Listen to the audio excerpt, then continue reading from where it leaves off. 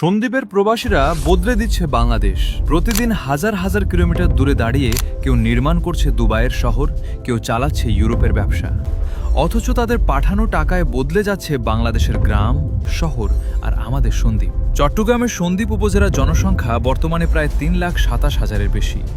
আর এই দ্বীপের অসংখ্য মানুষ আজ ছড়িয়ে রয়েছে বিশ্বের বিভিন্ন দেশে, বিশেষ করে মধ্যপ্রাচ্যের সৌদি আরব, সংযুক্ত আরব আমিরাত, কাতার, কুয়েত, ওমান এবং ইউরোপের ইতালি, ফ্রান্স, পর্তুগাল, গ্রিস সহ বিভিন্ন দেশে সন্দ্বীপের মানুষের শক্ত অবস্থান তৈরি হয়েছে।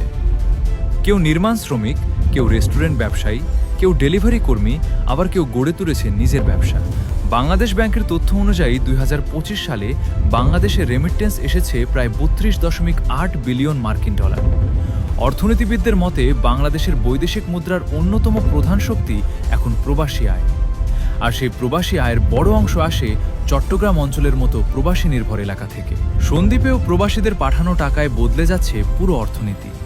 তৈরি হচ্ছে নতুন বাড়ি, ব্যবসা প্রতিষ্ঠান, মার্কেট, শিক্ষা প্রতিষ্ঠান এবং হাজারো পরিবারের নতুন ভবিষ্যৎ। কিন্তু এই সাফল্যের পেছনে আছে এক গভীর কষ্টের গল্প। প্রখর মরুভূমির রোদ, দীর্ঘ কর্মঘণ্টা, পরিবার থেকে বছরের পর বছর দূরে থাকা, নিঃসঙ্গ জীবন আর অনিশ্চয়তা।